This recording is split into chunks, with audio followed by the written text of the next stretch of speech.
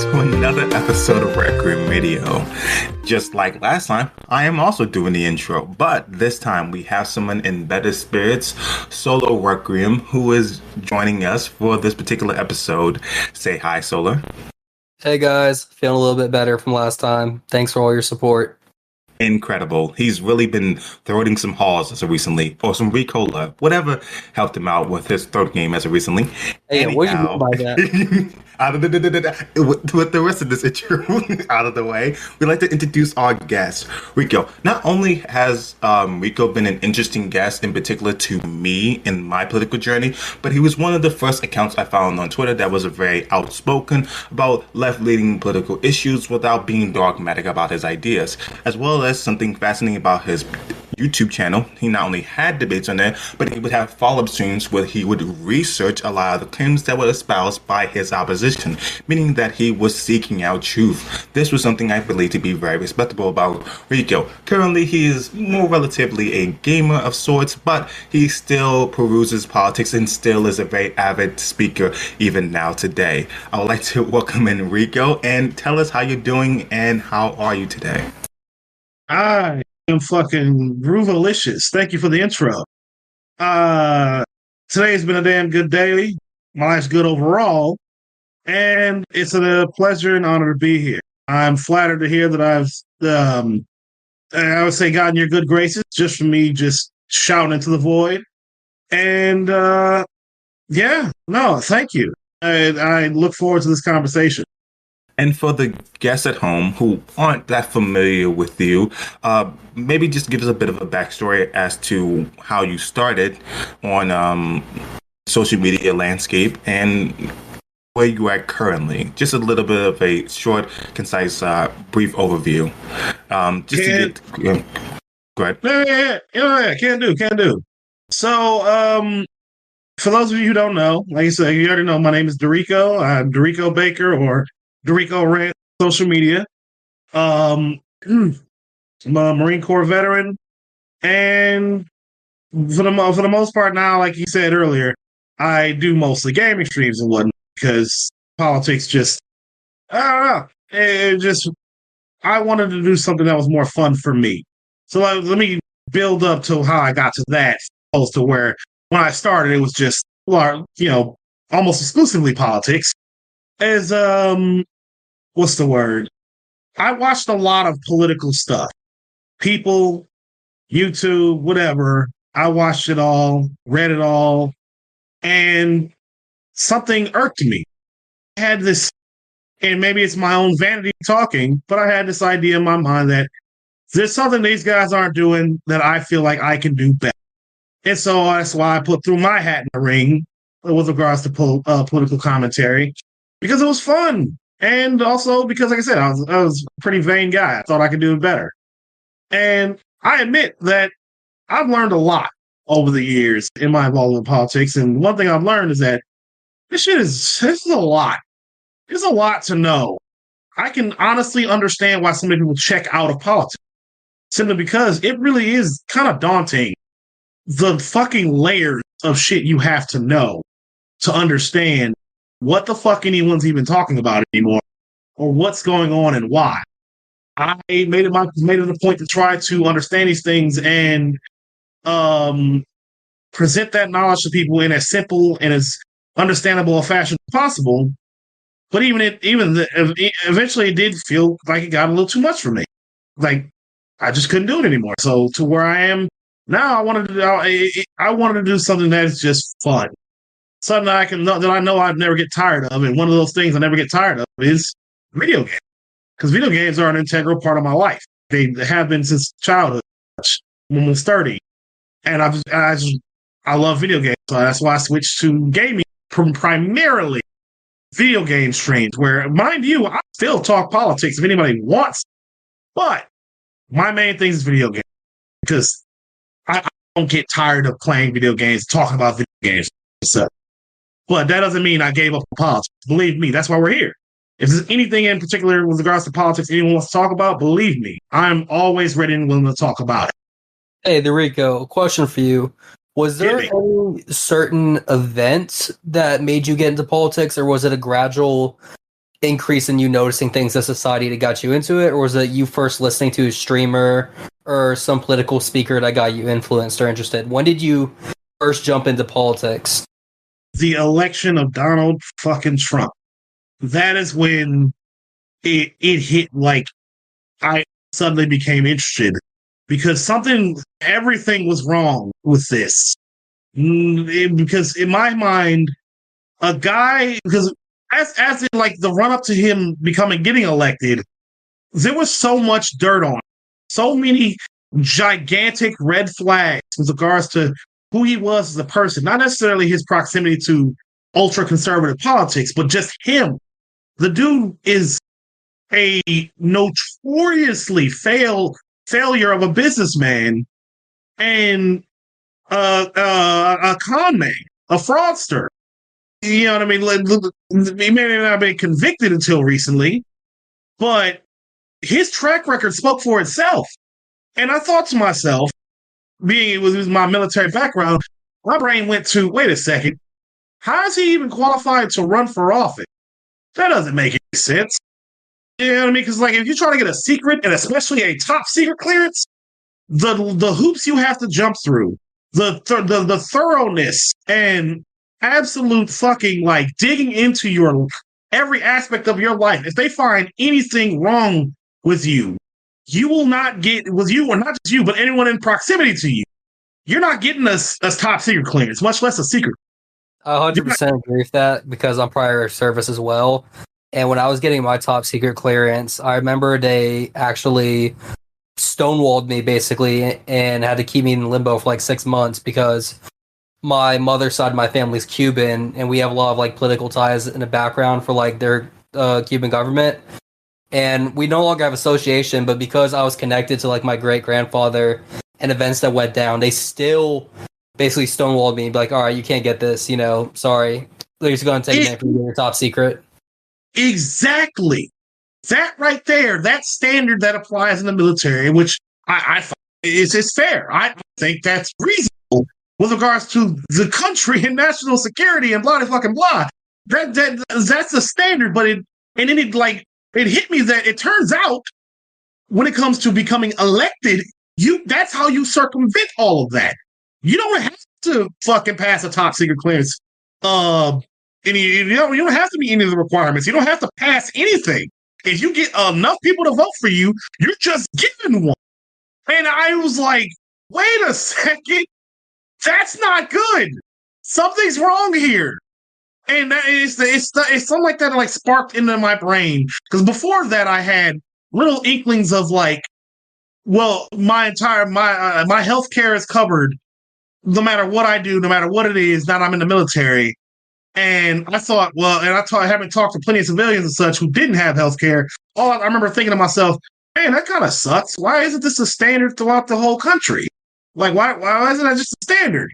But then fast forward to 2015 going up to 2016, and that's when I just couldn't take it anymore. I was like, okay, all of my little thoughts plus this very big what the fuck all kind of came together to just culminate in me being like, okay, I need to talk about politics.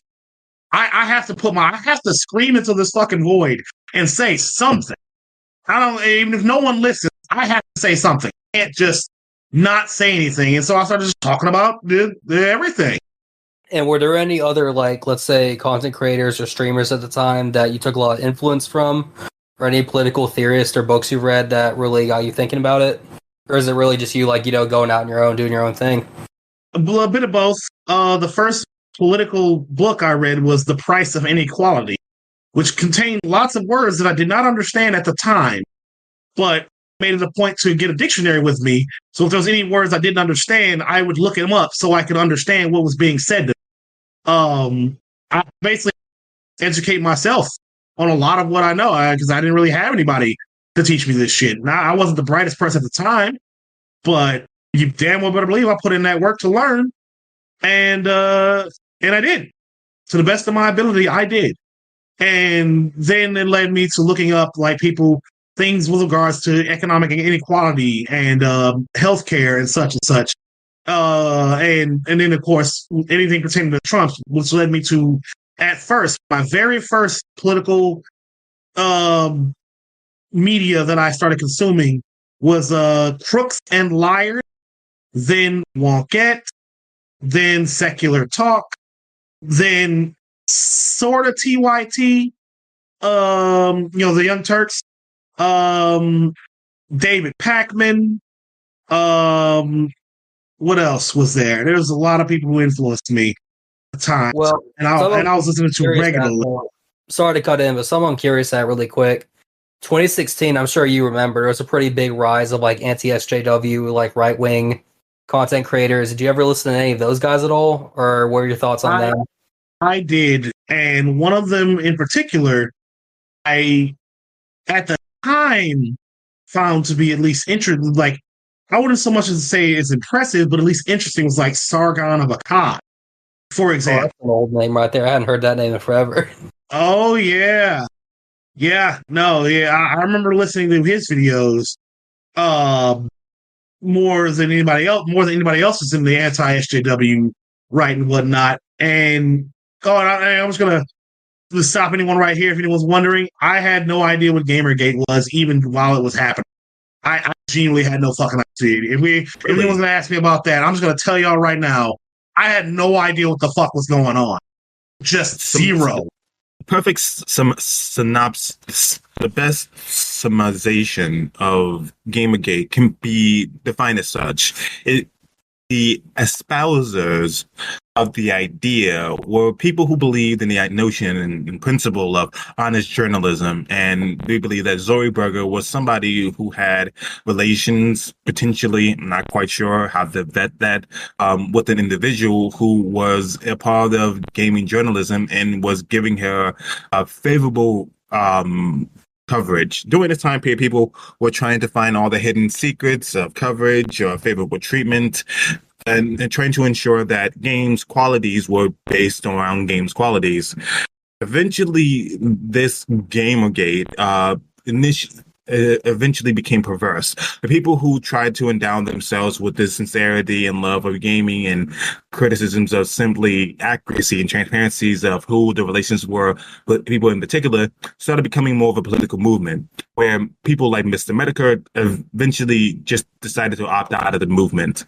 People were trying to create them into careers, which at that point in time, I don't believe the aristocrat, I believe his initial name was, or he went by some other alias, just did not want to be a part of. So he decided to opt out of the entire movement. People wanted it to be much more than the initial groundwork of what Gamergate was. So Mr. Medicare opted out, but people who still held the banner, like Sargon of Akkad, Thunderfoot, I believe the Amazing Atheist, as well as Armor Skeptic, were some of the first foregoers of the anti-SJW movement. It pretty much mutated from that. Those were their names. I forgot. Yes, the Armor Skeptic, and who was that other Amazing Atheist? I actually listened to them too at the time. So Sargon of Akkad, Armor Skeptic, and Amazing Atheist were like the top three anti-SJW guys I was listening to at the time. Well, but Thunderfoot, I didn't give a fuck about. I didn't give a shit about Thunderfoot. I'm sorry. I don't give a fuck about him. Dude, he's like one of the good ones. I never liked him at all. I didn't like him. I did not find him even a little bit appealing, at all. I put him up there with that Black Pigeon guy. If you guys remember him, he just dropped dog whistles all the time. Black Pigeon! You remember him? Oh, God. Yes! That was garbage. I'm like, dude, come on. Garbage. At least Sargon, and what I give Sargon is that he spoke with an air of authority and in such a clear and comprehensive way that you wouldn't, the less inclined to political dog whistles and just bad ideas would find him to be enticing. I can see why people, and Armor Skeptic and Amazing Atheist were funny. So I can see why the three of them, for example, were seen as authorities on these respective issues. And then combine that with the SJW cringe compilations. I remember like Ben Shapiro fucking dunking on college kids, which I'm sure at the time seemed awesome, but looking back, it's like, bro, you're like 40 years old, controlling the mic and dunking on college kids. The fuck are you doing with your life? You have a wife and kid, bro. Go home to your family. Type of shit. You know what I mean? Oh my God, you sound like an episode of Smiling Friends right now. You just, oh, brother, you're so old. What are you? Where's your family?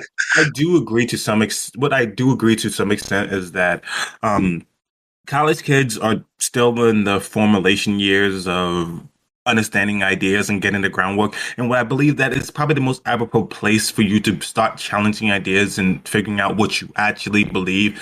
Since while you're in your adolescence, in your teenage years, you're still developing who you are as a person. And I believe while you're in your 20s, early 20s, you feel more emboldened to bring your perspective to the outside world. All this to say, I don't necessarily think it's anything spectacular when Ben Shapiro, a well-formed, well-versed debater, dunks on somebody who's still in the metamorphosis years of formulating their own perspective and views of the world. They're not grounded as you would think Ben Shapiro is. Well, to give Ben a little bit of credit here, he did eventually transition and start debating people like Cenk Uygur.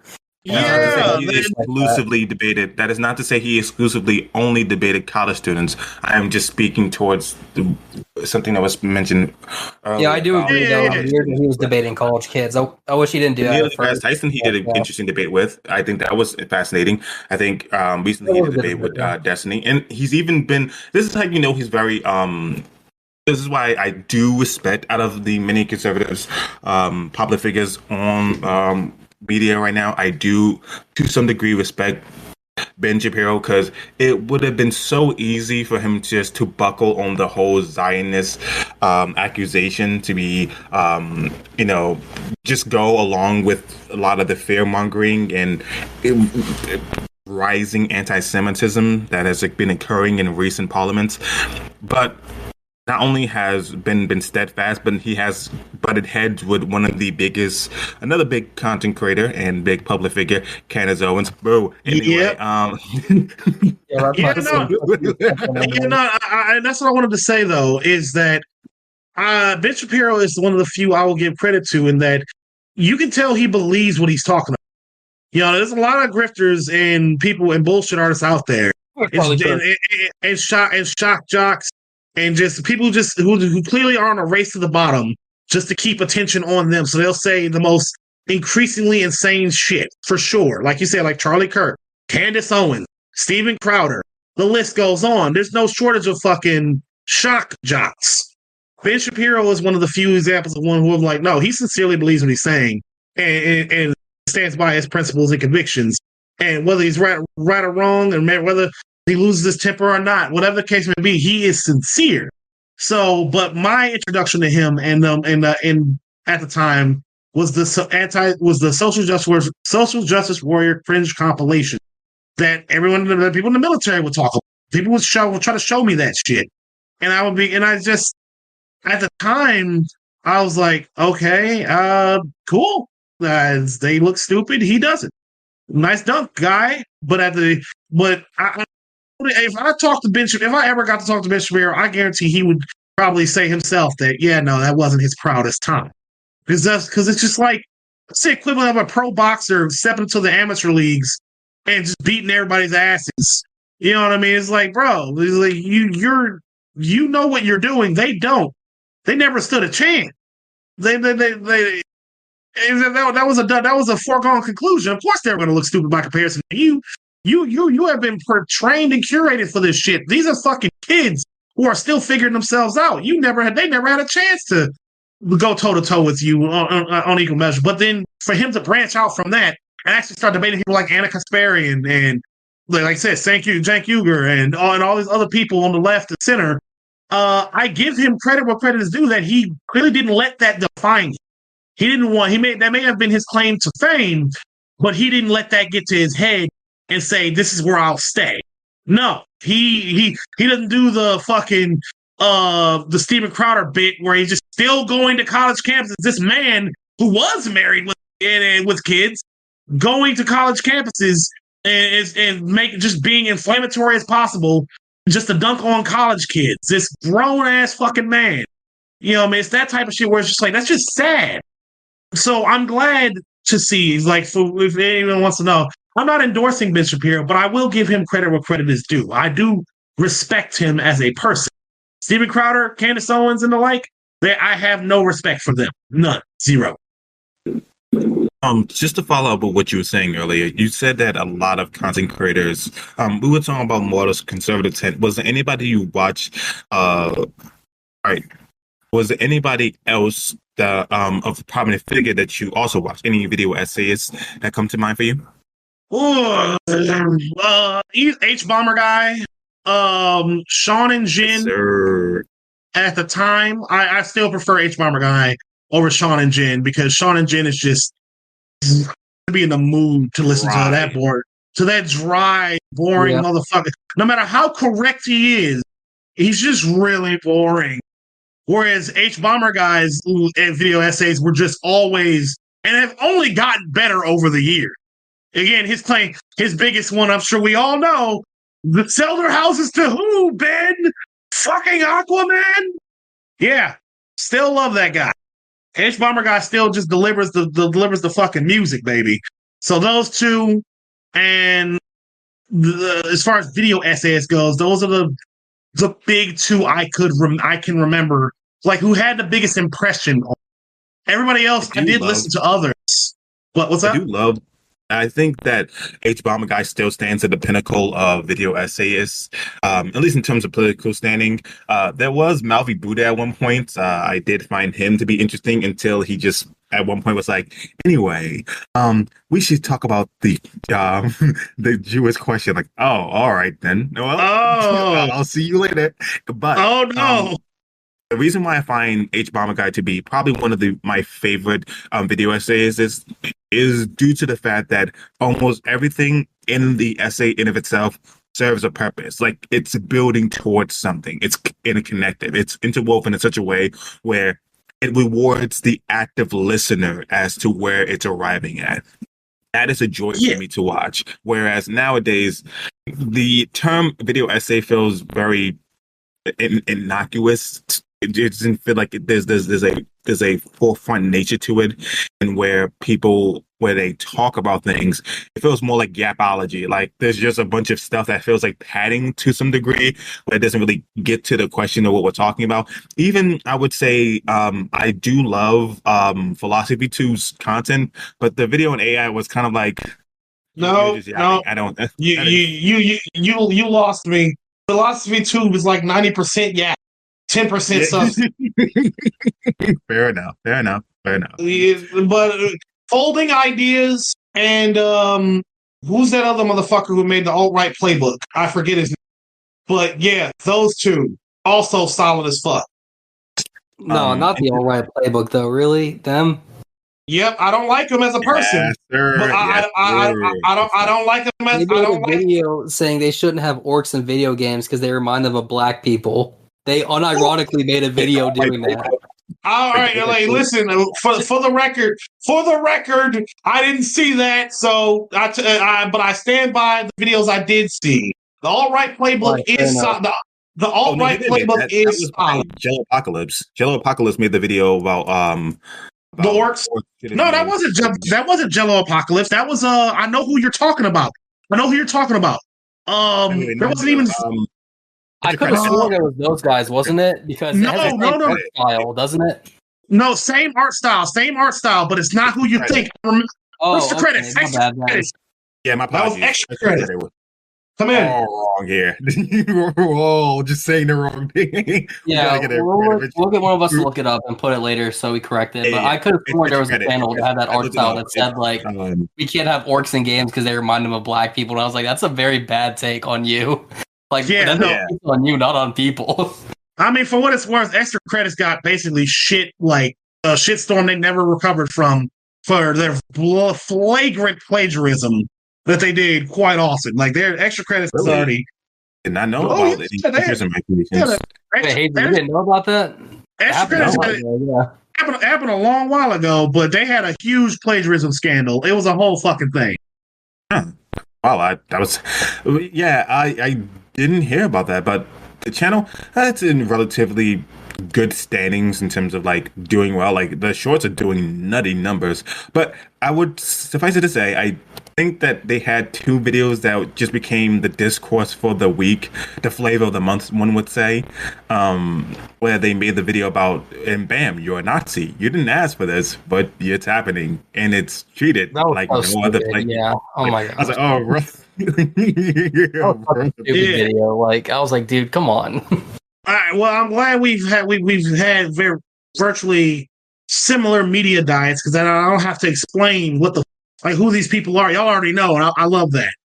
It's so funny to me. Thank you. I appreciate people having digested so much of the same media. Like, and that video happened prior to the orcs one. So it's that sort of like, all right, you got your ass beat. You probably won't make a video like this again, right?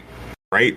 So They're like, I got one more in me. Got LeBron James. Bro. I got one more in me. I got one more. Yeah, no, I still like extra credits. At least the videos I watched throughout the years before all that and the plagiarism scandal and all that shit. But I still think of them fondly because they're not bad people. They just, made some mistakes. And it sounds like they've come back from it all. So I'm happy because I did like them. But yeah, there's a lot of accounts like that you kind of look back of like nostalgia, but when you go back to look at them, they're kind of crap. Like, yeah, Innuendo Studios, that's his fucking name. Fuck that guy, and fuck like his alt-right playbook is great, but fuck him as a person. And what's his fucking name? He blocked me a while ago. I didn't like his video on the military and veterans. It was really, really bad. I made a call-out post about him, and he blocked me after seeing it. Fuck that guy. I can't remember his fucking name. Was that the video where he said veterans aren't really important at all? Yes. Yes. I'm not seeing that. I hate that guy so much for that. I can't remember his fucking name, but fuck him. So, golly. He was like, veterans are bad. You shouldn't join the military. You're just shitting on veterans. Just the whole video. And I watched it. I sat through all of it. I really did. I was like, I just sat through it. I was like, let me sit through this shit. See if this guy's trying to build up to a point. And his point, obviously, veterans bad, military bad. Don't ever join it. They're bad for you. Just bad. Military bad. And I'm like, yeah, no, go fuck yourself, buddy.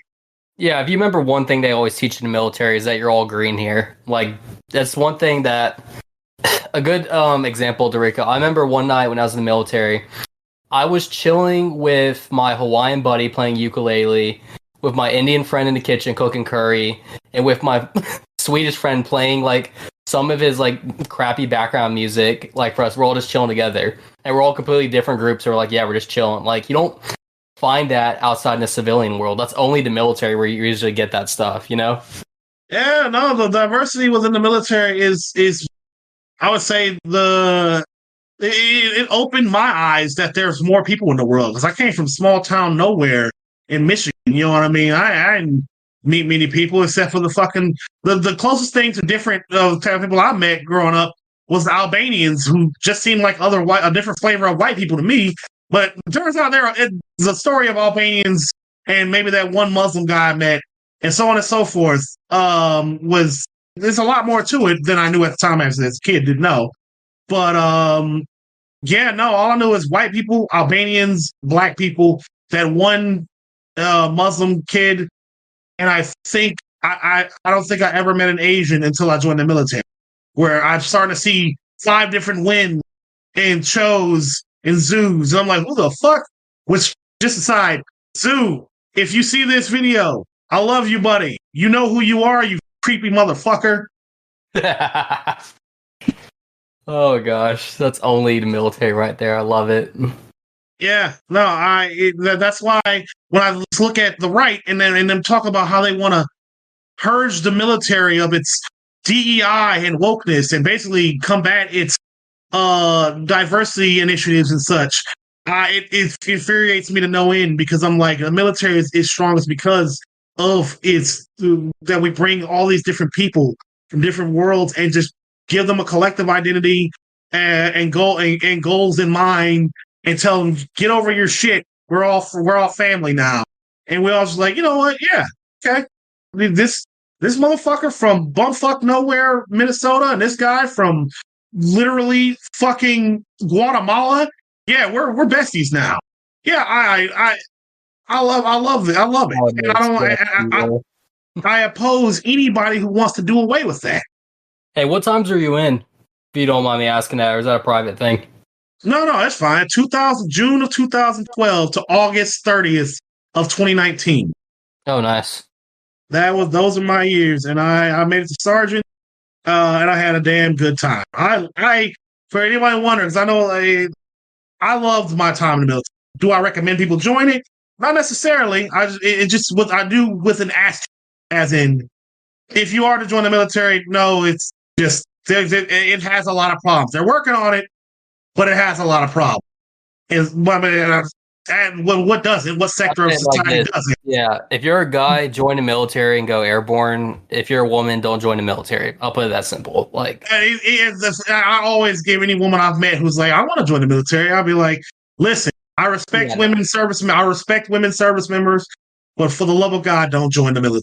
Amen to that. Thank you. And here's the thing: that only Hazy, I'm gonna give you a real good example right now. Only D Rico gets that because me and him are both in. Anyone else would think we're being sexist. But D Rico knows why I say women should go in the military. He knows damn well where I'm getting at here.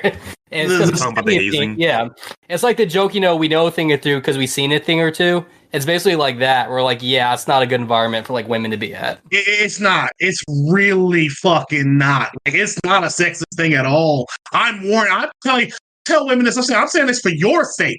I'm not saying this because you're a woman, you'll make the military worse. No, fuck that. You're in actual danger if you join the military, and I don't want that for you.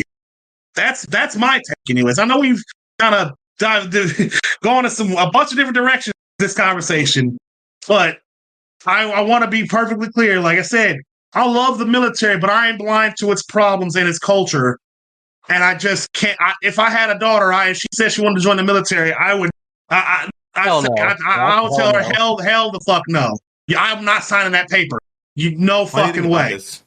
The beauty of what we're just showing and demonstrating here for the viewers at home is that even people who are part of the military have problems with the military in of itself, but it comes from a more incited and from their personal experiences. And while many people might describe this as anecdotal, I think it's far more salvageable than people with an outside lens speaking towards it as a monolith, which is why even me as a person, doing a discourse of just a short, brief example of the whole disbar and get rid of the cops or abolish the police, I said that there's a weird discourse going on with that, where some people are talking about reform and some people are talking about literally just the concept of police officers within the United States should be destroyed. And I think that it overlooks the amount of good work that is done over the years and magnifies stories that are in fact crimes and are harms and are mishandlings in certain situations and circumstances, such even as relatively as recently the shooting that has occurred, which I signal boost on my account as well. But to treat those instances as somehow a monolith of every circumstance and situation that's occurred is a disservice to the people who have worked and operated in sincerity, and to treat every situation and circumstance as Louisiana's deputy charged with shooting a woman just doesn't speak towards the sincerity of people who do work in service of the communities and neighborhoods. So that's just what I wanted to get across there. Are you talking about the woman who had the boiling pot of water? Yeah. Who got shot? Yeah. Yes. No, I was gonna say on that note, actually, I think a lot of it comes from, and Solo, I'm sure you can back me up here with this, is that, a lot of people see things as kind of an abstract. That's why it's very easy to just say they're all 100% the same bad. They're that guy who shot this woman. They're that guy that hurt George Floyd. They're that guy, killed George Floyd. They're that guy who sexually assaulted that woman in the military. So it's like they because they never served. Like, it's having been there. One can call us biased, sure. You can call us biased. That would be fair to say, but I think it's fair to say that your lack of experience with the military or police or so on and so forth is what's blinding you from being able to see that these things can be reformed, But obviously, just as there's pressure to reform, there's pressure against. You know what I mean? It's an ongoing battle that we have to fight. It made me think about it. That's why I made a thread before with regards to that guy who made that video that was just anti-military and like just military service. The whole point of my thread was this. These things, if you don't join, if good people don't join, if good people decide we're just going to cede the military and police to whomever the fuck, we don't care, we're not joining, too good for that. We're going to cede it all to whoever's left, which whoever's left is usually either just mediocre as fucking incompetent or genuinely bad people. We're going to cede it to them and hope to God they be good. You're asking for trouble. It's a recipe for fucking disaster. I'm like, no, if you want these institutions to change, it requires pressure on from the outside and from within. There has to be good people in there that are receptive to the pressure. A perfect example of this historically too is the Korean War, where we got our asses kicked from that war and we were really unprepared. Where what the military did was they completely gutted a lot of the institutions in it and completely like rebuilt and reformed it from the ground up, because they were saying like, hey, what we're doing now isn't working. You know, we're not in Vietnam anymore. We need to find ways to change and actually be more selective in the type of soldiers we have in here. We can't just keep throwing bodies at an enemy. And that's an example of change. And I'm thinking like, hey, we got out of Afghanistan recently. Now it'd be a good time for us to do like a giant reform again. And hopefully the military goes in that direction. Yes, we need but for the reform to happen, good people have to be willing to, wear the uniform. But if you got dipshits out there completely saying just carte blanche, do not join the military, well, guess who is gonna fucking join? The worst fucking people you know. And they don't give a fuck about your cries about them sexually assaulting service member or civilians, both domestic and abroad. They don't give a fuck about that. They don't give a fuck about you. You know what I mean? No, I don't want people like that in my military. That's why I'm like, purge them out. Welcome good people in. Show them that I don't want to hear military propaganda. That Japan is trying to shut down Okinawa again, or shut it down for good. It's an almost back and forth. And I'm an Army 82nd. I'm not a Marine, but my dad, he went over there and he was telling me about it. He's like, yeah, it was just a stomping ground for Americans, basically. Like, a lot of guys just had their way with the women there. And he wasn't saying that in a way of like pride or joy or anything. He's just like, that's just the reality of the situation, basically. Like, that's what it is over there. I mean, I was stationed there. That was my first duty station, actually, for 2 years. People, they didn't protest. I mean, it like you said, it goes back and forth. There's the locals. A lot of the locals want us because we bring in a fuck ton of business. Like, they don't necessarily like us. A lot of them do. But they tolerate us. They tolerate us because we bring in a fuck ton of money. Like you know how a lot of red states are basically worthless without federal dollars keeping them afloat. That's pretty much how Okinawa is treated in much the same way. In that the Americans, we show up and with fresh blood, and we pump fresh blood into their economy. We keep a lot of those businesses open, so they just as there are people pushing for us to leave for some nationalistic or fucking spiteful reason, there's a fuck ton of them who are like, please don't kick them out. We need them. I distinctly remember it during my time there, where I would go with the people who wanted us there, and I actually talked to them, and they straight up told me, like, yeah, no, Americans bring. I'm sorry, this gonna sound racist as fuck. It was like, Americans bring a lot of business. I was like, I'll never forget that guy who said it to me like that. I was like, oh, okay, it's like that. Okay, cool. Well, I'm not faulting you. You know what I mean? It was good. It was good. So I think that we're not. I don't think we're going anywhere in Japan. I think that we just bring too much fucking business for them to get rid of us. Fair enough. Hazy, you want to ask any question to get us on a different topic? No, I was just enjoying the conversation. But another thing I wanted to ask you, obviously, was it obviously both of us being an announcement to the audience, I'm black. So, Wait, really? You fucking lied to me. I would have never guessed. I only agreed to come on this show because you told me you were white. Definitely a watershed moment. With that along, I noticed also your profile is what it is, and typically You just say it, pussy. Hey, leave me be. You're cool. Oh, okay. Sometimes with conversations, I see erupting on discourse, such as Shark Zero and how people treated him. It often results in sometimes people being what can only be surmised as crybullies, where you have to tolerate being berated in a particular way, even if it's racially charged. But if you are to respond in kind, then it's hyper focused on and used as justification for the behavior, while simultaneously they get to portray themselves as someone who's done nothing wrong. You know what I mean? Right.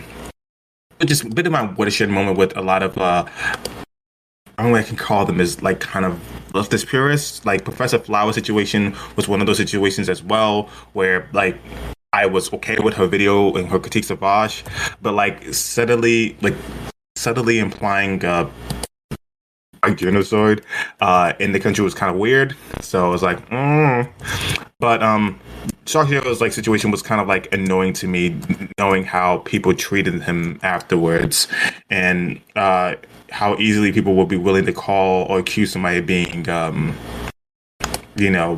coon for the seemingly harmless takes about sexuality and the whole thing they had. This, regardless of what your feelings are about Cat Black and Bosch, trying to expose someone or trying to shame them in the way they did to each other was kind of weird.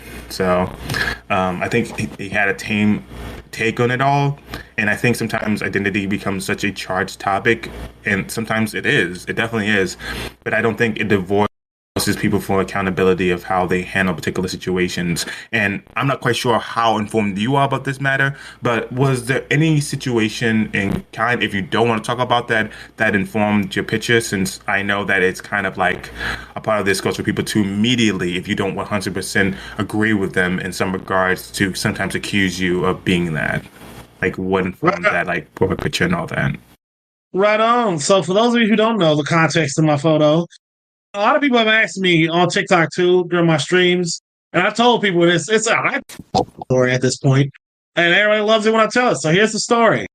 I had the audacity to say that, hey, if we are to be anti-race, right, wouldn't it make sense to do away with not insults, racialized insults? Wouldn't it make sense to do away with that? Because it seems like we're a little too comfortable racially insulting white people than in ways that you absolutely could not do with non-white people. Like, and that double standard kind of irks me. I'm just like, we're supposed to be anti-racist, so do away with race-based insults. We can insult each other. Yeah, I'm not. Believe me, I ain't got no thin skin. You can call me all kinds of dumbass. I believe me, I deserve it. But I was like, can we leave the racialized insults in the fucking bin? And a lot of people didn't like that very much. A lot of people did not like that. So what this led to was eventually a guy named Foreign Man in a Foreign Land, who, fun fact, isn't a foreigner at all. His father's a fucking diplomat. Like, he's born and raised in the fucking suburbs. His whole damn life. He's not this worldly guy he makes himself out to be. He's some privileged, posh ass motherfucker with an accent who's apparently, I think there's some, this part is the speculation, but some people were saying his accent is fake. I don't know. But if it is, cool. That would totally track with his whole fucking supposedly worldly persona. But fuck that guy, whatever. Point is, he comes out and calls me Raccoon Rant. This is back when I was calling myself Rico Rants, not Durico. Raccoon Rants. At first, it irked me a little bit. And I was like, how dare you? You didn't even engage with anything I said. You just went straight to call me a coon. And I was like, okay, whatever. And that's I'm so done with black people who just keep doing that for some reason. Just because I had the audacity to call other black people out on their shit. But then I told one of my best friends about it. She's an artist. I told her the story, and she laughed and drew that picture of a raccoon ranting into a microphone. And that has since become my logo on all social media. I am Raccoon Rant. I'm a Raccoon Rant. Yeah. Rico, I think maybe you'll know the song, but you know Soundgarden, that band at all? Black Hole Sun, like they made that song stuff. Yeah. You know that one song they have on Spoon Man? You should have changed it to Coon Man there just to mess with him. Just double down, be like, "What's up with it now? What you got?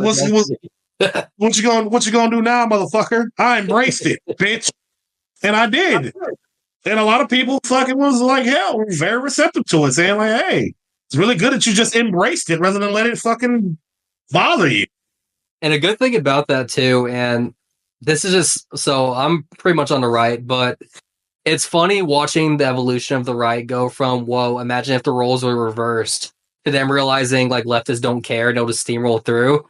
So now they're just saying, screw it, I am the X, Y, and Z. Now what are you going to do about it?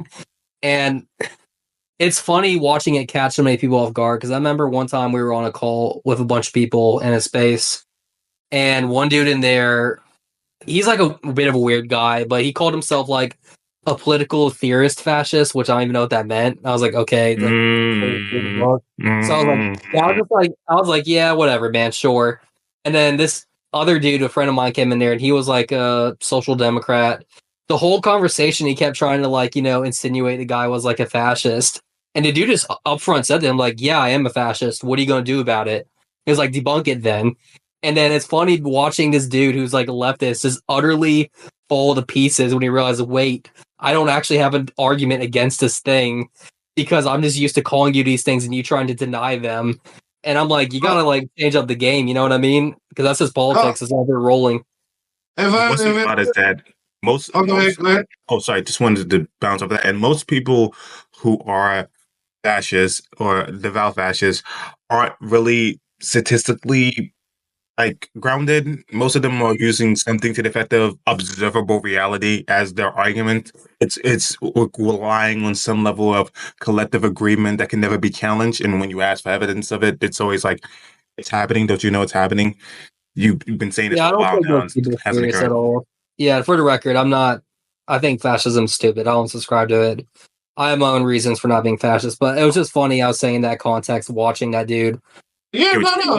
I was gonna tell you, Sola, that you're right. Like the best thing you can do is say, okay, and when somebody says you are something, and you say, okay, and their brains lock up. Do about it. Yeah, it's like error 404. They're like, oh, I think we gotta get this far. It's that. Oh, go ahead. Actually, no, go ahead. Yeah, no. I was just gonna say what it is that, like you said, they're used to people reacting, like giving them a reaction and trying to play defense, and then now you're arguing the definitions and this, that, and the third. Like, but it all stops short when you just say, "So, okay, I am. So what? What are you gonna do? Why should I care? What you know what I mean? It's just like anything like that. It's just like people shut down, no matter the political spectrum. You can do that on anybody. If someone says like, you're stupid. Okay. What you think? Speaking of that, I want to ask both Hazy and Dorico, both your guys' opinion. What is your guys' thoughts overall of the evolution of politics from like 2016 to forward? Like, are there any like noticeable changes you've seen between the left and the right from like since Trump been elected to now?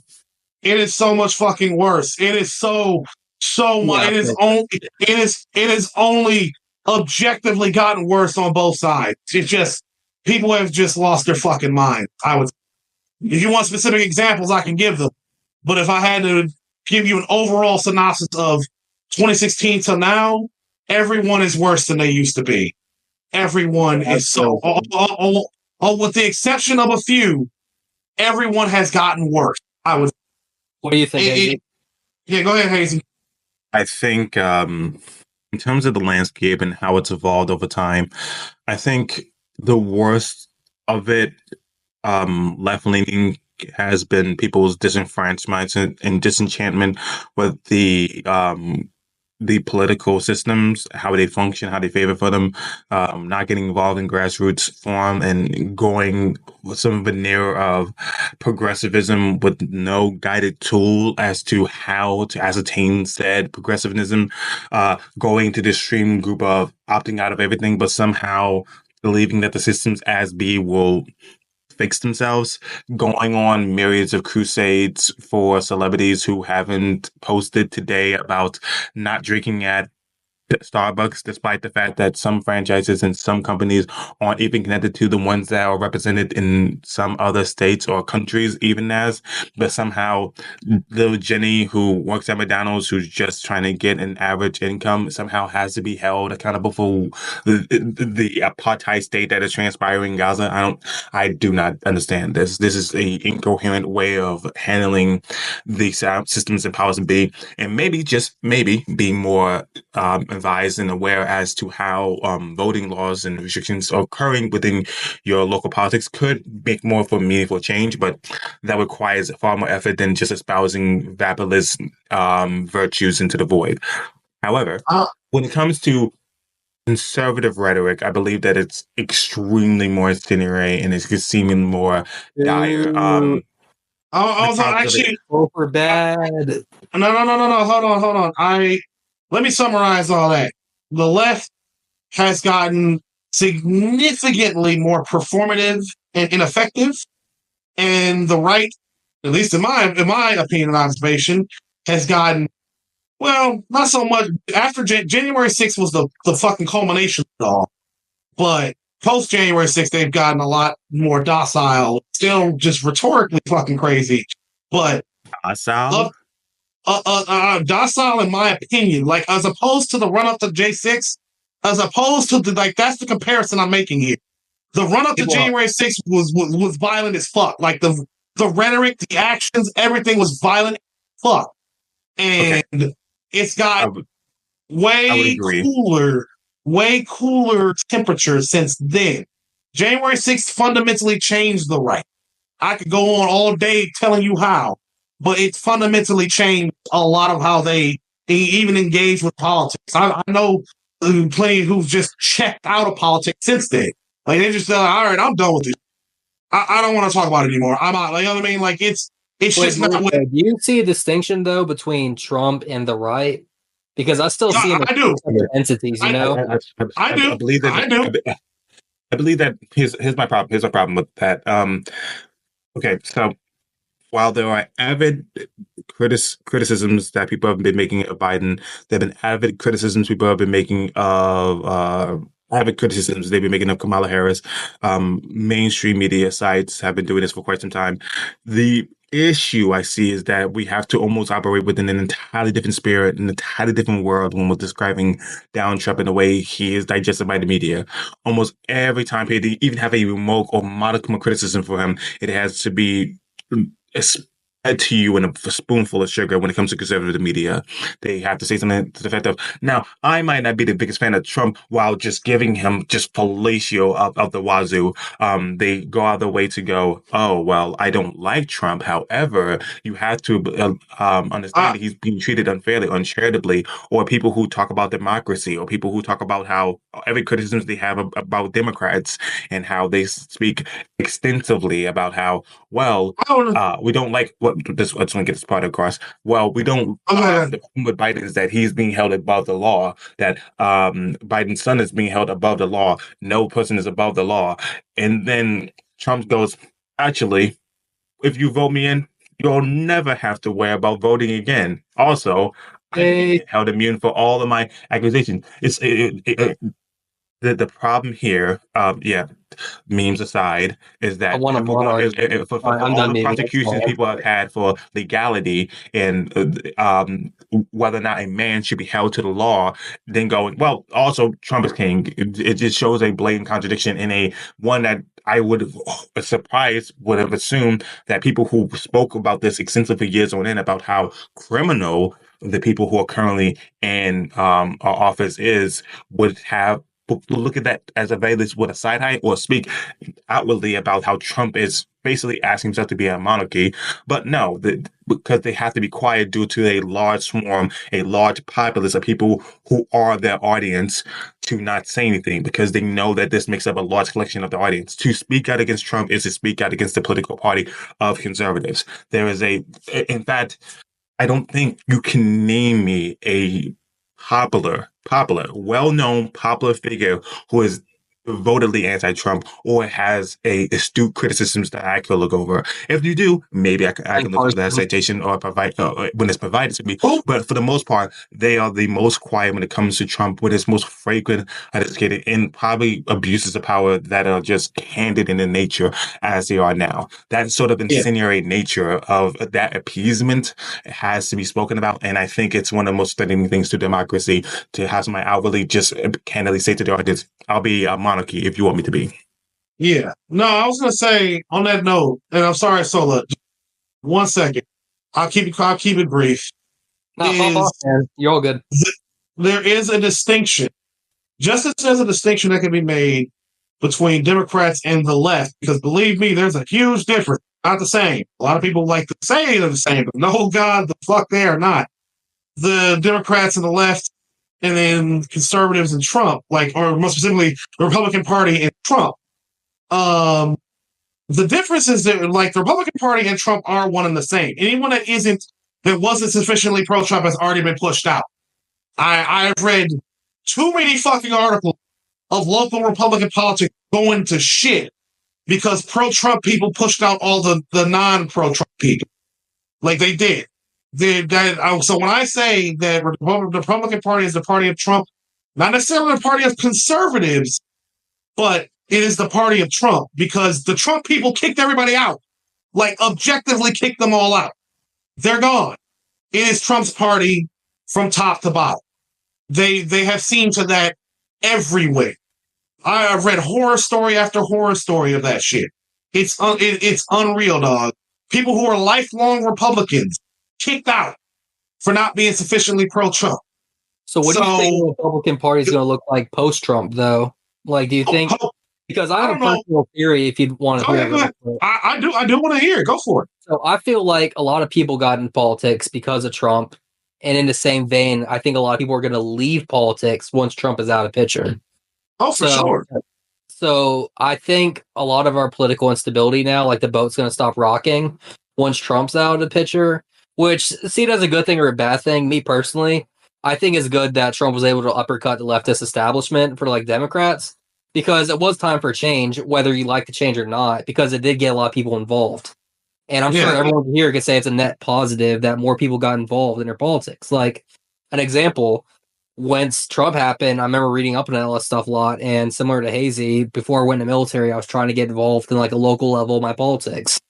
And a lot of people I know my age group did the same thing. And I don't know. I just feel like a lot of this stuff is just smokes and mirrors for camera. But I do agree that there could be dangers at the same time. If I had to piggyback off that, I would say, yeah, there was a complacency to politics that Trump completely had. A complacency that has changed the political landscape forever. That Trump changed the political landscape forever, for better or worse, however you want to measure it. Things have changed. I would argue, obviously, it depends on who you're talking about. Depends on, you have to get very specific.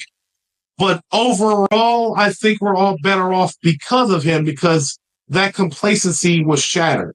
That certainty, that the incestuous relationship between the media and the establishment and so on and so forth, a lot of things fucking changed that needed to be changed. I would say as a Democrat, it set a fire in the Democrats that those dumbasses needed for a long goddamn time.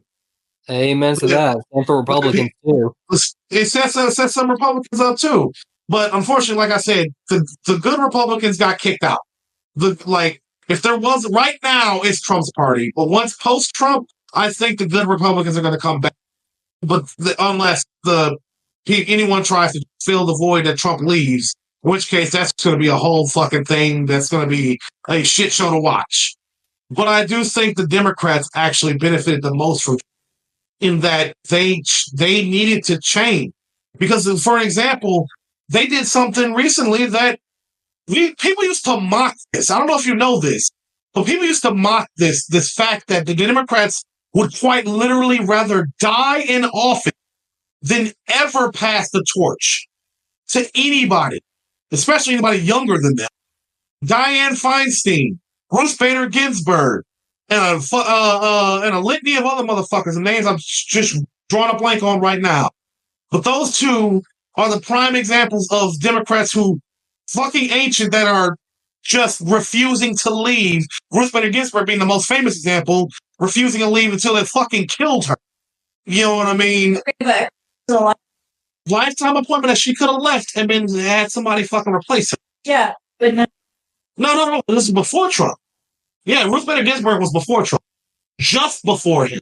She was under the impression that Hillary was going to win.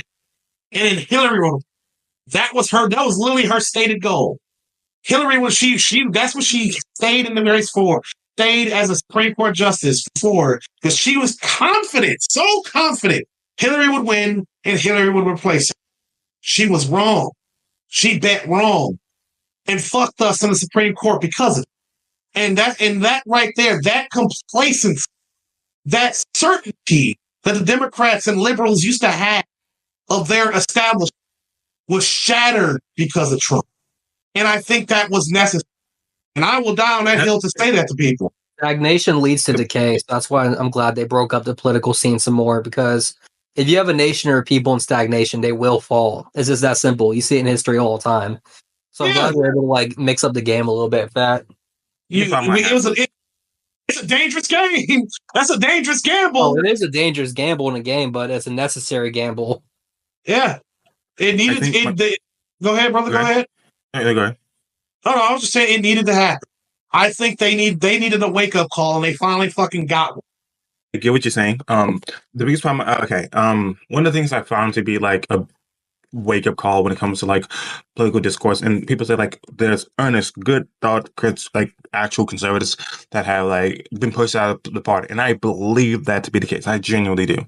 However, when I look at some of the people, like 70 million people that have voted for Donald Trump, and then we look at the leftists who, if you call them a leftist, if you call them that, they will look at it as, if you call them liberal, they would think of it as an insult. I do believe that. But again, these people have no power in parliament, which is why AOC, when championing a lot of this more fringe ideas of more social progressivism, didn't get as much support within parliament when she actually tried to apply some of the ideas. The thing here for me that becomes a bit of a concerning aspect of it all is that even in majority of conservative discourse, whenever somebody did something that could be described as morally reprehensible or arguably worthwhile for criticism, it would always be juxtaposed with, yes, I understand that there was corruption here, but we have to understand that the left, it was always in that moniker, it's always with that decorum in mind. It was always with that veneer of justification. So my biggest problem is that I believe that crumbled away having a moral principle to begin with. Whereas how we became the party of Trump was a byproduct of not really knowing where is the line. Because if every time a abhorrent action happens, if you don't swear in a Supreme Judge because you don't have to convene a voting for someone who Barack Obama has nominated, only to support one of your own Supreme Judges, knowing that is a pretty snide and vile thing to do for the political procedure, you can always go back to, well, the left has done yada, yada, yada, insert thing here. Then by definition, you don't actually have a moral principle. You're just reactionary, if anything. The basis of what your moral groundwork, epistemic speaking, is an illusion of sorts. So when it became the party of Trump, I believe it was obvious to go in to be so, because naturally there was no foundation to take from. And so when Trump came to be such a boisterous person in his position, increasing the swamp, building the wall, things of that nature, mocking mocking soldiers, people who were captured. It was like, oh, okay, I guess this is the person. And even then, when we seen a lot of the Republican candidates, they were trying to do the best Donald Trump impression, which naturally made them just succumb to the popularity of Trump. And speaks volumes about how Trump has dominated the party since everyone's trying to kind of replicate his style of speaking towards the audience. Suffice it to say, I say all of this passionately so because I genuinely believe that there is a issue with current Conservative Party as it stands now, and the fact that people still talk about January 6th as if it was a peaceful protest, despite the fact that the New York Times has a video that has 5 million views, easily accessible to any person who wants to find this information, but people are holistically and willfully ignorant of it. And my animosity towards that cannot be understated. That's all I'm going to say. No. Yeah, I hate when people call it a peaceful protest. It was obviously a riot, and I'm like, guys, like, stop calling it a peaceful protest. It's called what it is. Actually, yeah, on that note, Sola, this question for you. So I've met, I do try my best to talk to everybody on the political spectrum, but at this point, I have no patience for anybody who tries to downplay what January 6th.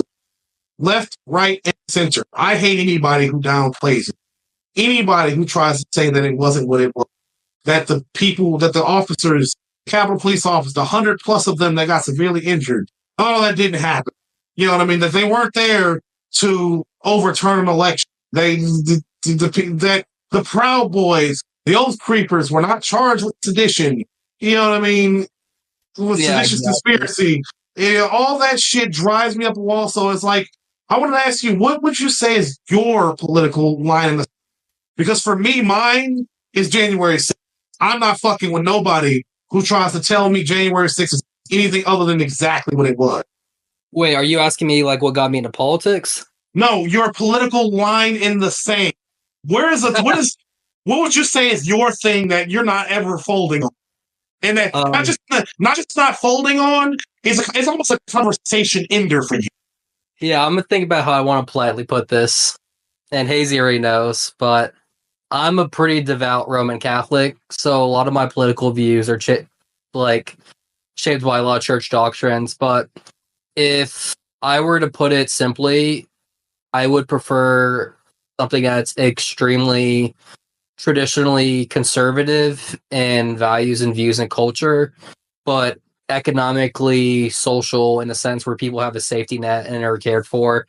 It's kind of like a gag where it's like healthcare for all, abortion for none type thing. Where I would do things for preservation of human life and dignity and the common man. So earlier in the podcast, I said, what's up? Go ahead. No, I was just saying earlier in the podcast, I said, I have my own personal disagreements with fascism. My biggest gripe with fascism is that it devalues the individual to the point where you're just a cog in a machine and you're not a person. While a lot of Catholic social teachings believes every person is worth human dignity and value, and they were created, in a certain image of God, and they are owed that dignity and respect of their humanity. So I don't agree with fascist principles of being it's all part of the greater purpose or the greater end. That's very consequentialist talk, and I don't agree with that at all. Right. So that would be where you are like, nah, fuck you guys. I ain't jiving. You ain't jiving. What's that? I said like that. So that's it for you. Like that's your line. When fascists start trying to basically devalue other human beings and such, then you're like, nah, I'm not entertaining that. Yeah, no, I don't even waste my time on that. And don't get me wrong, I do like economics a lot. I'm more of an Austrian school.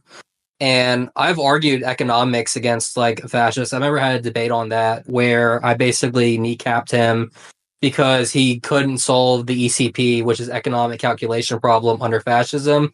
And I kept dragging him for that because he didn't know how to get around it, basically.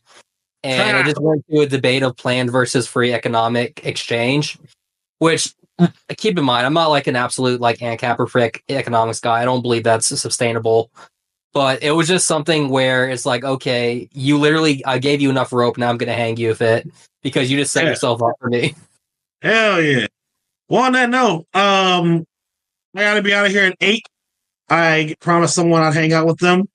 So I know you said something about a Q&A section for the last 30 minutes or something. Yeah, let's go ahead and get Hazy really quick because I saw he had his hand up.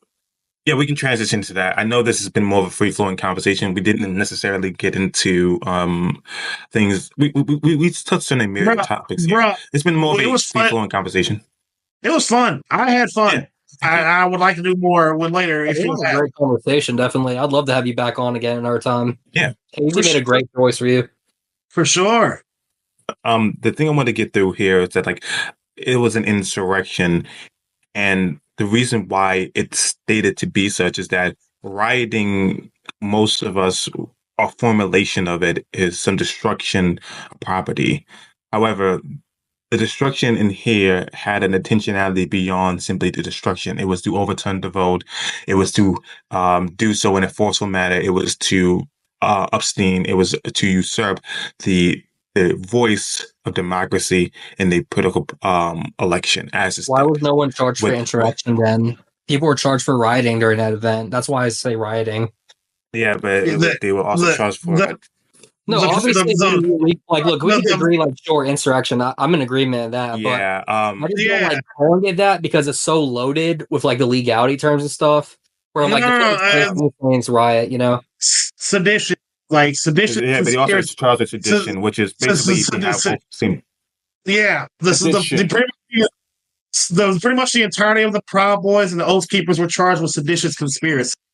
Basically, has like I agree on that. It's kind of like look, and I guess I should read more up on this, but let's say between you guys. So, like, I'm in a weird middle zone. Like, I don't believe, like, what right-wingers say, like, oh, nothing happened. It was a peaceful protest. But I also don't believe a lot of left-wing claims like Destiny being like, oh, it was the darkest day in American history, you know? Like, Congress people were being hung in the streets. And I'm like, no, that didn't happen. None of this stuff happened. And I'm like, I'm in a weird middle zone. I'm like, No, Hazy. Hold on. Sola, my advice to you then would definitely be to look into the full scope because it sounds like it sounds like your brain is telling you that's just too much to be true. But unfortunately, I promise you, with the full scope in mind, it could have it's all true. It could have been as bad as Destiny and many others have described it. They got lucky. You really think it's that bad though? Like it was that bad, brother. The full scope from the legal insurrection to the on the ground. The full scope. The fact of the matter is they got lucky. That is the only reason politicians weren't shot and hung is because they got lucky. That's it. That is literally it. They got lucky that day. That historical bias too, because so I'm really big into history. So when I think of the word insurrection, I think about things like the French Revolution. I think about the overthrowing of the Tsar family in Russia. I think about the Shogun era being ended basically by the new age of Japan. That is what goes in my mind in insurrection. So when I see January 6th, I'm like, wait, nobody died but one person. No one was overthrown. And videos of people just walking around like cops escorting people around areas. Yeah, friendly escorting them, you know? Let me give you a few just go ahead. Mostly people who being escorted around were to prevent them from going into the chambers of most political officials. And when they did get to, and then when some people did get to those chambers, they were met with lethal force and was warned about the exercising of that lethal force. People often enough bring up or mention this individual and say, oh, that was the only person who was killed. But I don't think we should quantify whether or not an action can be defined as such, whether due to his success rate. If I went to kill somebody, no one is going to say it's not murder because my success rate of killing that person, they would say it was attempted murder. You watched the Destiny debate, didn't you? No. I'm asking Hazy, did you see the Andrew Wilson Destiny debate? No, I haven't seen it. I'd recommend checking it out. It was actually pretty good for both of them. They argued pretty good. I was going to say... I just want to say for the record, though, for both of you guys, I'm not I don't think killing candidates is how you win things. I'm not advocating for that stuff. It's just, I'm a bit hesitant to go all the way in and say this is an insurrection, just as I'm not going to say all the way in, oh, it was a peaceful thing, nothing happened. And hard for me to balance that, you know? That's why I wanted to give you a picture. one thing that stuck with me is just to let you know that the call was coming from inside the house. Like, this is how deep this shit went. There's one thing that stuck with me of all the shit. And it's been a while, but as I last looked at this, but it's one of the main things I remember is multiple Democratic Congress people stating that the panic buttons that are normally under their desks in their offices gone. And they don't know why. The panic buttons are gone. That were normally there, are gone. And that to this day. Oh, you think it was a setup, or what do you think? Oh, it was 100. I am 100. Like, if there's any conspiracy I believe in, that they were set up to be killed. It didn't play out the way a lot of them thought, but they were absolutely set up. Like, when I say they got lucky, like, this shit was darker than you think. It was dark, and they were absolutely set up to be killed, to not be able to call for help, to be rounded. They were set up to be captured by the people outside the front. But again, they got lucky. They escaped by the skin of their teeth. It wasn't some, the people were like far the fuck. No, the people almost got. They got lucky, and that type of shit right there. That's what I mean. It was like all the pieces were in place to lure and trap these people, to trap the congressmen and women. All the pieces were in place to trap.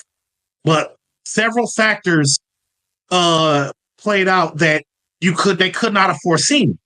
Like, for example, one of the Capitol police officers misdirecting the rioters, insurrectionists, whatever you fucking call them, misdirecting them from an open door that should not have been open, but was open for some reason, where all the congressmen were trying. It was one of the pathways for the congressmen for them to escape. He got an award for it. It was a big deal. He got an award for it because the congressmen saw him do it. He misdirected them, misled them. He goaded them into chasing him. Instead of going to the left, they went right, chasing after him. If they had gone left instead, they'd have gotten to the Congress, and that would have been the end of that. They got lucky, is what I mean. I guess, let me ask a question then, because I think this a core root of issues in a lot of politics is us having different definitions. Like, when we say the word insurrection, how are we defining it in this term? For me, For me personally, I'm not even defining it as insurrection. I don't give a fuck what it's called. All I know is these motherfuckers tried to overturn the election. Yeah, we all agree it's bad and stuff like that. Yeah, but what's stopping it from being a riot to an insurrection is what I'm trying to wonder. Yeah, I don't know. I'm not. That's Hazy. This is your ball house. Yeah, I just want to say this. I don't know. I don't know.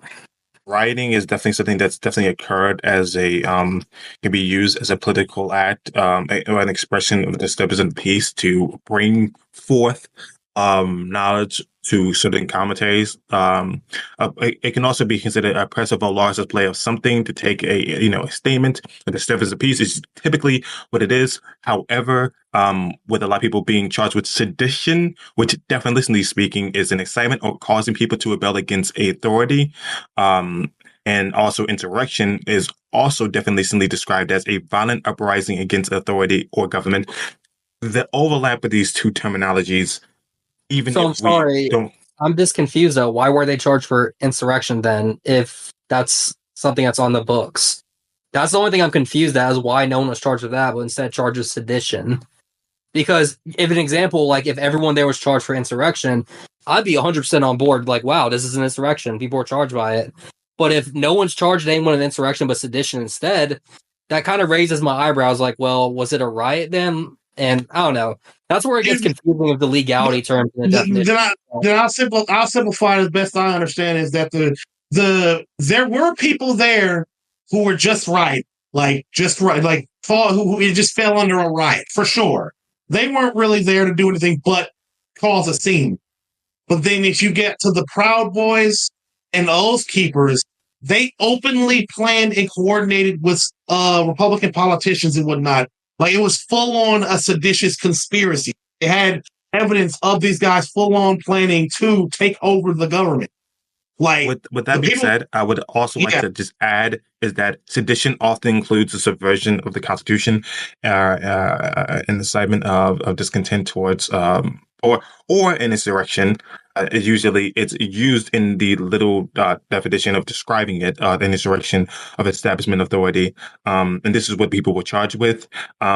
If you do not like the word insurrection, I would then propose to most people who might find that would be uncomfortable to just communicate to me what is the meaningful delineation between these two words that you find to be like such non-harmonious that we have to cross a distinction. We have to like separate them from ever being applied and what had occurred that day. Basically, yeah. But hey, time is of the essence. Sorry about the devolving again. I'm so sorry. Oh no, you're completely fine. No, you're fine. We had these conversations all the time. Yeah, I actually had an answer to Hazy's question too, with distinction, but we could go over to some Q&A if you want. You want to briefly answer that? I don't want to like cut you. Yeah, sure. To briefly answer the distinction between sedition and insurrection. Sedition is in reference to like speech, writing, or actions that incite rebellion or resistance against government authority, while insurrection involves more of an organized and often like violent uprising against establishment order. So it's a lot more direct, coordinated, physical attempt to overthrow a system, while the other one is more basically in lines of like what is like a riot.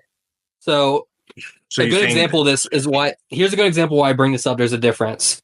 And this was in the debate between Destiny and Andrew. Andrew got Destiny's ass good on this one, where he said, by your definition, what you're providing, a bunch of people in the 1960s who were smoking weed, trying to make it legalized, a bunch of hippies, let's say they were having a campfire and it ended up like burning like a forest area. It's federal property.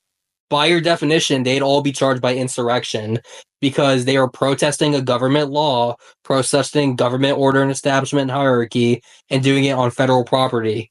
And they're like cause damage on federal property, which that's where I raise an eyebrow. Like that doesn't make sense in a sense. That doesn't sound like an insurrection. A bunch of hippies smoking weed. In the same breath, where I don't think a bunch of like, people walking around like a Capitol. And again, I already said I'll like go back and I'll look at more stuff because Dorico recommended I do that. But it just seems a bit fishy. And this may just be my background because I did work in military law, so words and definitions mean everything. That's why I'm very hesitant to call it this thing if it doesn't match up with like the specifications of this thing. Right on, man. So for me, violence. So just to get this, we'll probably have a conversation and reconvene about this with some other time. We can talk about this offline. How about that? Yeah.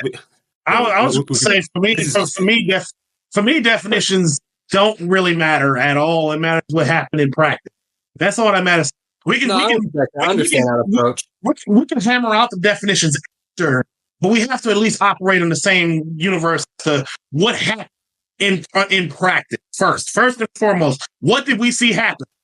And then we can hammer out the definitions and split hairs and this, that, and the third. We're all in agreement here that we saw people storm the Capitol. We're all in agreement that was a bad thing and it shouldn't have happened.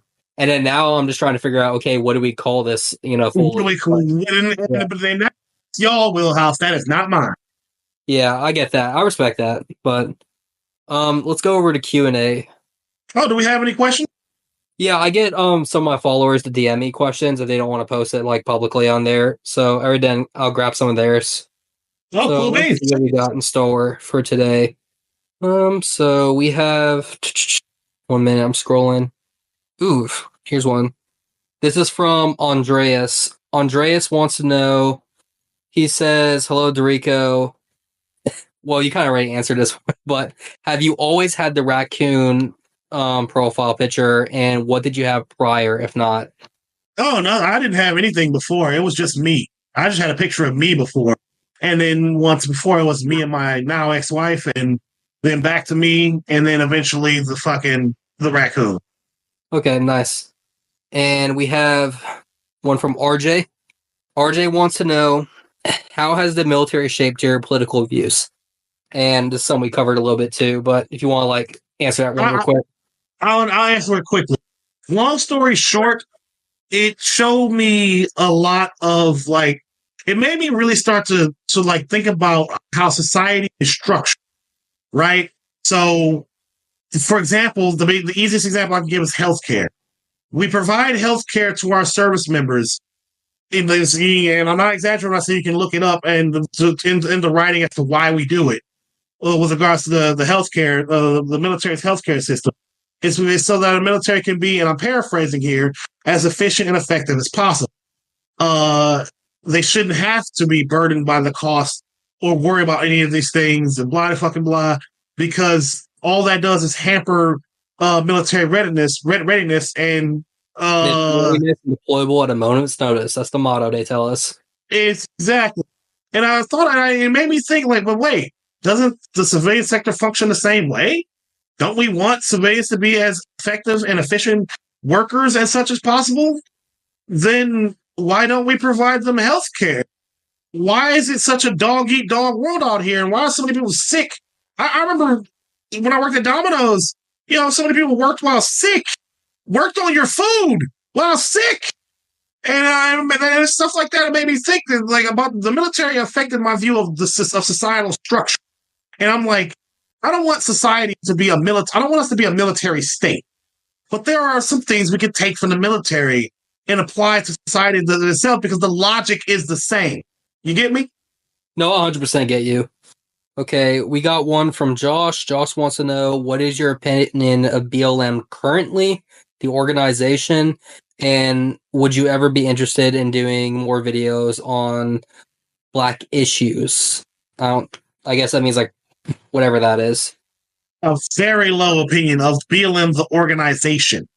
Like, BLM as a concept, I'm all for it. And some local BLM chapters I've actually engaged with on a personal level. Good people. But BLM, the organization, I would never trust ever again. Especially after what came out about the fraud that they were committing and how they were so happily misusing the fuck out of the goodwill and funding that they received from so many people to buy mansions and shit. Yeah, no, that right there is just fuck. That doesn't mean BLM as a concept is bad and that the people who support or hold BLM signs are bad, but it does mean that there's a lot of organizational issues that need to be fucking hammered out. And one such being is, fraud, which you'll find in a lot of nonprofits, just to be clear. There's a lot of frauds with nonprofits. That doesn't mean the concept of whatever they claim to have stood for is bad. It just means we got to deal with all these fucking frauds. You get what I'm saying? Yeah, no, 100%. Thank you for that. All right. We got one from Thomas Smith. He says, hello, DeRico. Never heard of you before, but definitely go start checking out your content you post out. Love video games. What is your personal favorite video game? So that's a nice one. My personal favorite video game of all time. Out of all the video games I've played, I am sorry to say this might piss some people off. It has to be Elden Ring. Because it is such a fun game to play. The replayability is insane. There's just so many. I recently started parrying for the first time ever in Elden Ring. At first, I didn't want to do it because it just seemed too hard to do. But then I was just like, you know what? Fuck it. I'm going to get good at parrying. And I did. And I parried everyone. All of them, including in the DLC. I fucking love that game. It is it is my comfort game at this. But yeah, right now, for anyone wondering, the game I'm streaming right now is Armored Core 6, Fires of Rubicon. Fucking love that game. It's really fun. All right. And we have a question here for Jay Derrick. Ooh, this one's a bit of a spicy one. You okay with a spicy question or no? Who, me? Yeah. Bring it. All right. He wants to know, hey, DeRico, sorry if this is a bit of a personal question, but do you believe Black people should support Planned Parenthood, especially considering the history of eugenics going on and how they primarily targeted poor, urban communities? Personally, I don't give a shit. I don't feel the slightest bit me being Black is irrelevant. Did they help at all? Targeting the poor non-white communities and whatnot for their services of abortion, doesn't read to me as necessarily evil, just more so as, hey, we got the benefit of free abortions. Cool. I just don't see really what the problem was with that. Yeah, I understand the eugenics side argument that, hey, they were trying to just reduce the population of black people, but no one was forcing black people to get abortion. You know what I mean? Black people saw Planned Parenthood and free abortions available to them and took it happily. Yeah, and but large number, and large. Bad thing, though? Or What's up? Wouldn't you be against that though if it's your own like group and stuff? Not at all. I am not. I don't have any collectives. I don't give a shit about collective. No, you know what I mean. I don't give a shit about collective identity in the slightest, except for national ones. But other than that, as far as race goes, I don't feel like, if I'm being really personal, it doesn't bother me that black people get abortions more than everyone else. It doesn't bother me. If people, because I just see people who don't want to have kids and get abortions because they don't want to have kids. Is he already knocking? No, I get that. Oh yeah, I got you. I'm right. Yeah, the reason also me asking the second part of the question, because I was a bit, so for me, I'm Spanish, so I do have a very deep tie to like my culture and tradition and people, and I don't think that's a bad thing. I think everyone should try to have that and like get in touch with their community and use it in positive ways, though, not negative ways to put others down, but to appreciate and enjoy what you have and like what your family has brought and worked for and stuff. That's how I thought. That's what I mean. It's just I'm not knocking anybody who does have those close personal ties to their identity and to the people in their communities. I am not knocking that. I just know I don't give a shit because I don't know. I'm just a very individualistic, self-centered, vain guy. I don't deny that. You know what I mean? But I personally, that's why I really had to emphasize the personally part. I personally do not see any issue with it. Like, it doesn't bother me at all. It might, if someone who cares about the black community thinks it's bad that black people are getting so many abortions, well, that's their fucking problem to solve, not mine. I mean, I'm a man too. I can't get an abortion, so I doubly don't give a shit. All right, and we got a question from a guest who's been on our show twice now, but we have Ernest.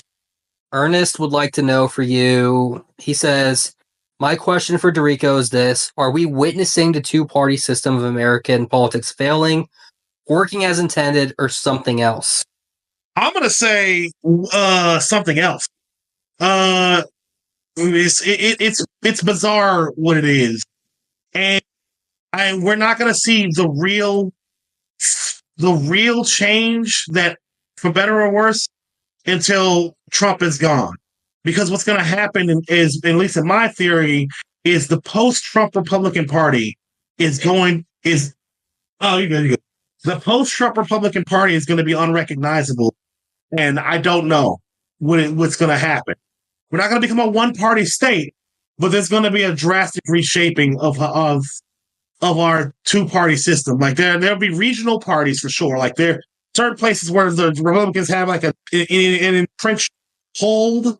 They're not going anywhere at the state level. But I think at the federal level, the Republican Party post-Trump is fucking done.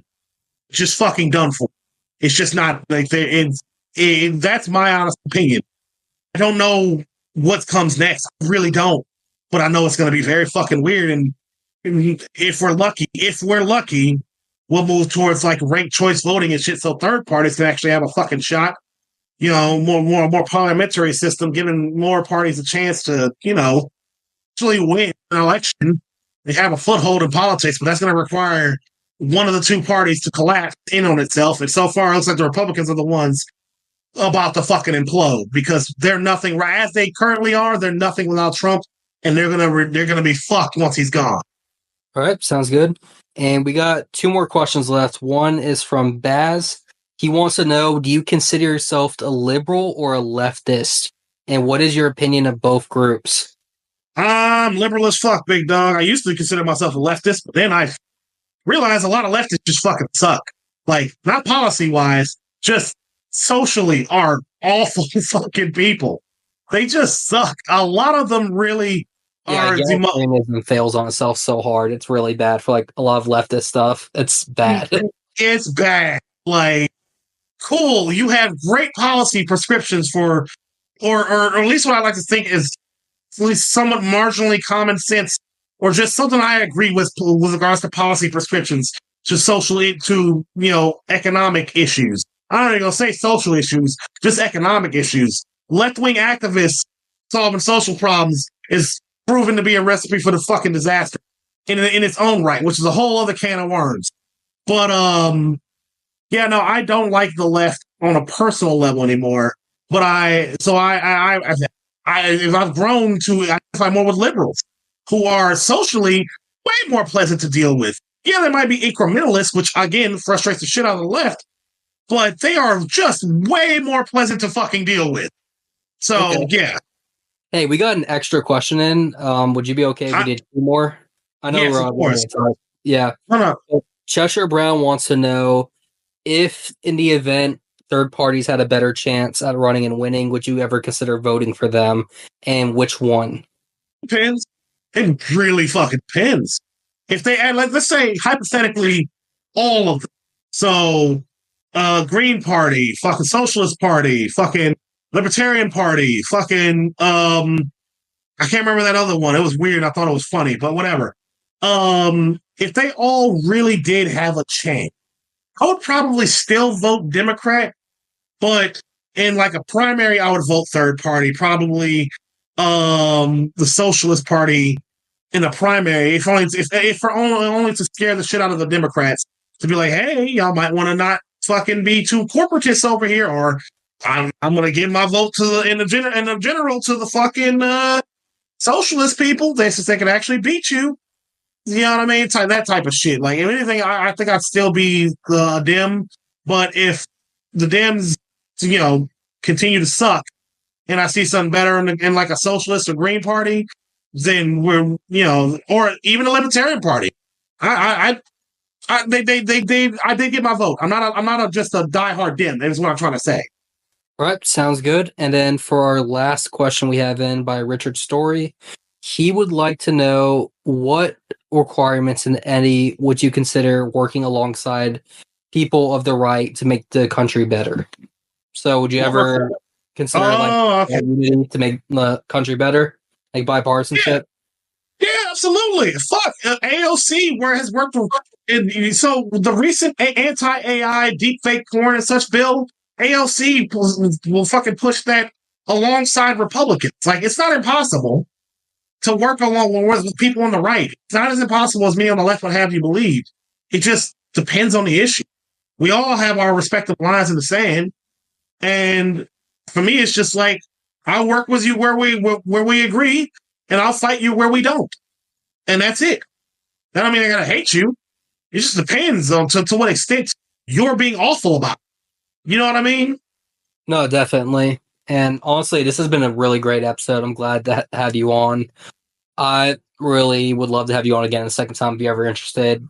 And I definitely push this more. But do you have any closing comments you want to say to the audience, people listening at home?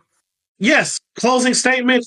Listen, y'all, politics is a depressing, or it can be incredibly depressing, frustrating. And from what I've seen, it can bring out the absolute fucking worst in people, even the best of them, even me. You know what I mean? It can bring out don't let it. Engage with politics for sure. Vote, definitely. Learn, educate yourself for sure. But know your fucking limits. Know when to tap out, to step back, to not argue, to just go do literally anything else. Go play a fucking video game, dog. Not everything has to be culture war. Not everything has to be a fight. Just go enjoy life, please. Yes, you need that balance, or politics will drive you fucking crazy. That's my closing. All right, sounds good.